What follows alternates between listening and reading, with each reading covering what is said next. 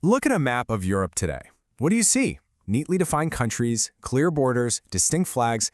It all feels so permanent, right? But here's a wild truth. That modern map, it's actually a super recent invention. Welcome to this explainer on the birth of the nation-state. Today, we're diving into the chaotic, complex, and honestly, fascinating transformation of an entire continent. We're going to uncover how Europe went from this messy patchwork of royal empires into the strictly defined nation-states we know today. It's a story packed with violent revolutions, romantic poets, military conquests, and the birth of a brand new political identity. Just take a second to look at the sheer optimism captured in this famous 1848 print by the French artist Frédéric Soriot. Look at what's going on here. Men and women of all ages and social classes, grouped as distinct nations with their own flags, all marching peacefully past the Statue of Liberty. It's this beautiful utopian vision.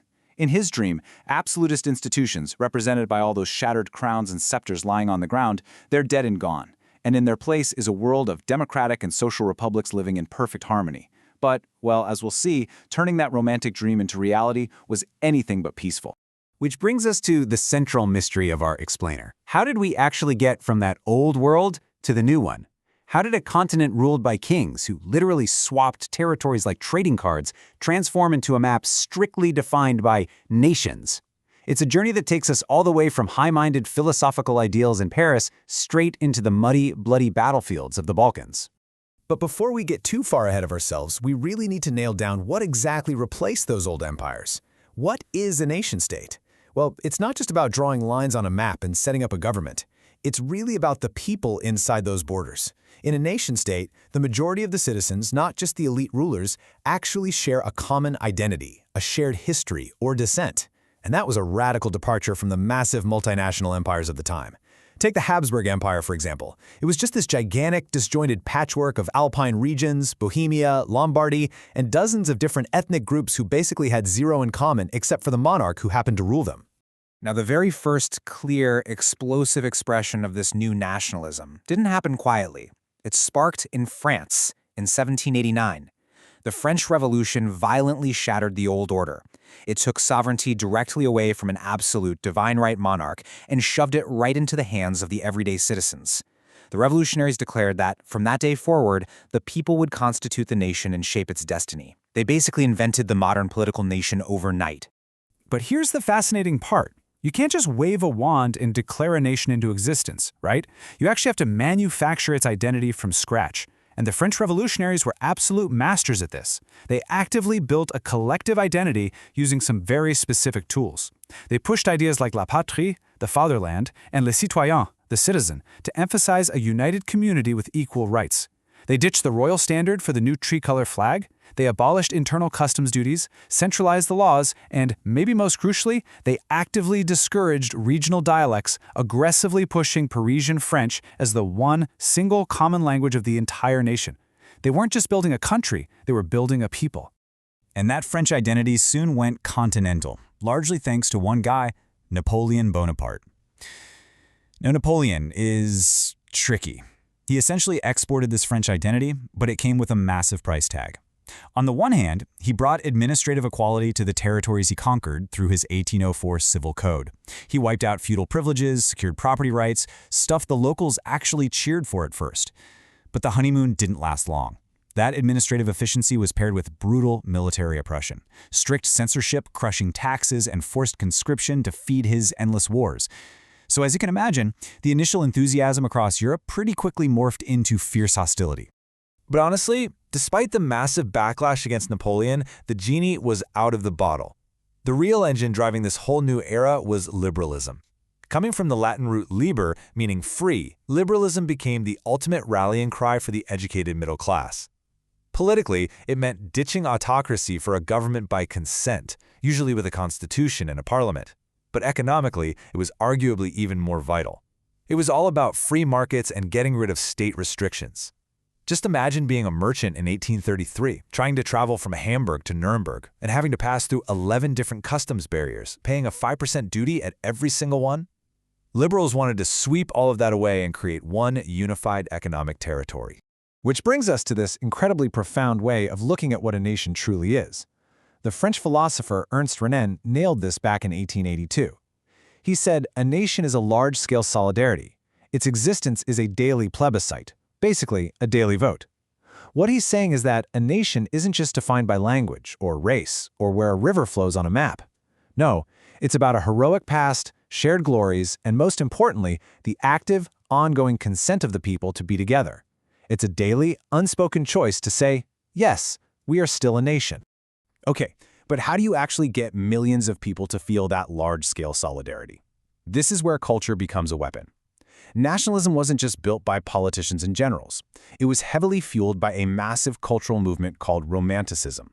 German philosophers like Johann Gottfried Herder argued that true national culture wasn't sitting in some snooty royal court. It was found among das Volk, the common people. Nationalists started using folk songs, poetry, and local vernacular language to hype up the spirit of the nation. In Poland, which had literally been wiped off the map by Russia at the time, composer Karol Karpinski kept the national spirit alive by turning simple folk dances, like the Polonaise and the mazurka, into these powerful symbols of resistance. Language and culture literally became tools of survival. So let's think about this practically for a second. How do you draw a country? If you're trying to inspire the masses, especially back then when a lot of folks couldn't read heavy political theory, how do you take this abstract, fuzzy concepts like France or Germany and make it feel real, make it something you can actually relate to? Their solution was totally brilliant. Allegories. Artists just started representing their nations as female figures.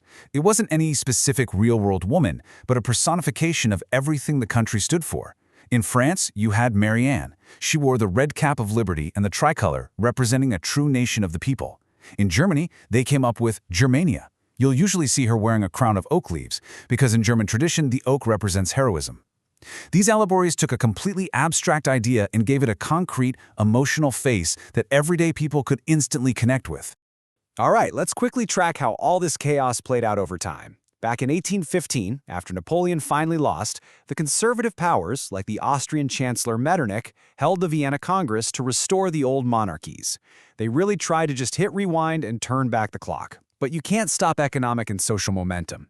By 1834, Prussia had set up the Zollverein, this massive customs union that locked together German economic interests. And finally, the whole Prussia cooker just exploded in 1848 with the revolutions of the liberals. All across Europe, middle classes and starving workers joined forces, demanding constitutions and national unification. But those 1848 revolutions, they largely failed to achieve their democratic dreams. And this is where our story takes a much more pragmatic, honestly kind of cynical turn. Take the unification of Germany. It wasn't achieved by a bunch of liberal democratic votes in some parliament. Not even close. It was forged by iron and blood. The Prussian monarchy, backed by their military and massive wealthy landowners, basically hijacked the nationalist sentiment. They fought 3 major wars over 7 years just to prove the absolute dominance of Prussian state power. And they ultimately forced a unified German empire into existence, strictly from the top down. And we see a strikingly similar story play out in Italy. Italy had this long, messy history of political fragmentation, split into 7 states and heavily dominated by the Habsburgs. Now, it started with democratic idealists, guys like Giuseppe Mazzini, who founded this underground society called Young Italy. But his grassroots revolutionary uprisings totally failed. In the end, the job of actually unifying Italy fell to the elite rulers of Sardinia-Piedmont. They pulled off unification through strategic wars and elite military campaigns. And the craziest part, the vast majority of the Italian population remained completely unaware of the liberal nationalist ideology that had supposedly just united them. Now let's contrast all that fiery continental drama with what historians call the British exception. While the rest of Europe was busy throwing up barricades in the streets and launching rapid military unifications, Britain's path to becoming a nation-state was entirely different. There was no sudden explosive revolution. Instead, it was a long, drawn-out, deeply systematic parliamentary process. The British nation was essentially manufactured through sheer English dominance. I mean, prior to the 18th century, there wasn't really a British nation. You had the English, the Welsh, the Scots, and the Irish. But as the English Parliament grew massive in wealth and power, it systematically imposed its will. First, they took dominance over Scotland with the Act of Union in 1707. Then came the forcible incorporation of Ireland in 1801, right after brutally suppressing Catholic revolts. The English actively promoted this new British identity, pushing the Union Jack flag, the English language, the national anthem, while simultaneously systematically suppressing the distinct ancient cultures of the nations they were absorbing. Okay, so we've seen nations unified by shared culture, by raw military force, and by parliamentary dominance. But what happens when that beautiful, romantic idea of a nation hits a geographic brick wall? What happens when multiple, newly hyped-up national identities claim the exact same piece of dirt? That brings us to the absolute powder keg of 19th century nationalism, the Balkans. This region was a ticking time bomb. You had the ruling Ottoman Empire rapidly falling apart. At the exact same time, those volatile ideas of romantic nationalism were spreading like wildfire among the fiercely jealous Balkan states. Everyone wanted to expand their borders, mostly at the expense of their neighbors. And to make things infinitely worse, all this intense local friction was being heavily manipulated by massive big power rivalry. Russia, Germany, England, Austro-Hungary, they all wanted a piece of the pie and total control over the region. Which leads us to our final, lingering question. Think back to that very first image we looked at. Frederick Sorio's beautiful 1848 dream of peaceful, independent republics marching hand in hand. The cold reality of achieving that dream involved cultural suppression, military oppression, and incredibly intense geopolitical rivalry. Ultimately, those overlapping, aggressive nationalist claims in the Balkans acted as the direct spark that plunged the entire world into the horrific devastation of the First World War. It really forces us to step back and ask, is the nation-state truly the ultimate guarantor of a people's liberty, like Ernst Renan believed? Or did the romantic dream of nationalism ultimately cost the world its peace? Something to seriously think about the next time you look at a map. Thanks for joining me on this explainer, and keep questioning the world around you.